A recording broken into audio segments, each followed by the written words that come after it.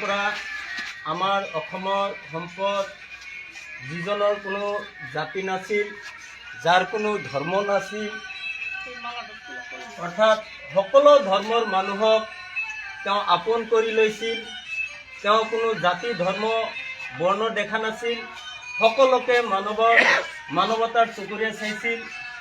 সেইজন মানুহ আমাৰ সকলোৰে প্ৰিয়। সেইজন মানুহ আজি আমাৰ মাজত নাই।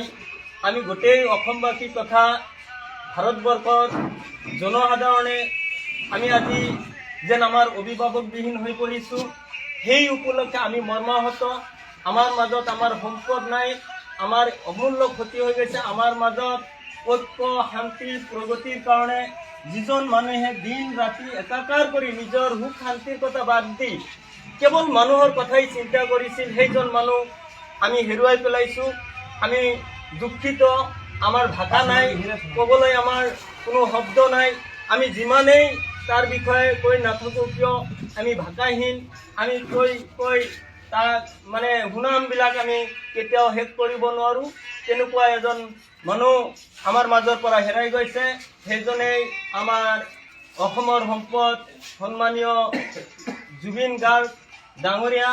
তেখেতক মৃত্যুত আমি গভীৰ শোক প্ৰকাশ কৰি আজি ছয়সীমানা বজাৰ কমিটিৰ সহযোগত এই অঞ্চলৰ স্থানীয় জনসাধাৰণৰ উদ্যোগত আমি তেখেতৰ আত্মাৰ সদ্গতি কামনা কৰিছোঁ। তেখেতৰ আত্মা যাতে শান্তি পায়, ভাল ঠাইত যাতে মহান আল্লাহ তালাই ৰাখে, এই প্ৰাৰ্থনা মহান আল্লাহ তালাৰ ওচৰত কৰি তেখেতক আজি আমি শ্ৰদ্ধাঞ্জলি অৰ্পণ কৰিছোঁ। তেখেতক আমি আজীৱন মনত ৰাখিম। পৃথিৱী হৈ যোৱালৈকে তেখেত আমাৰ অন্তৰৰ মাজত সাঁচি ৰাখিম। আমি এই প্ৰতিশ্ৰুতিৰে আগন্তুক দিনত জুবিন গাৰ্গে যিবিলাক কথা মানিছিল, তেখেতে অসমৰ যিবিলাক সপোন দেখিছিল, সেই সপোনবিলাক আগুৱাই লৈ যোৱাৰ ক্ষেত্ৰত আমি যথোপৰোনাস্তি চেষ্টা কৰিম।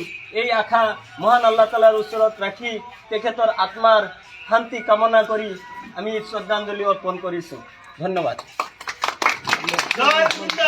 জয়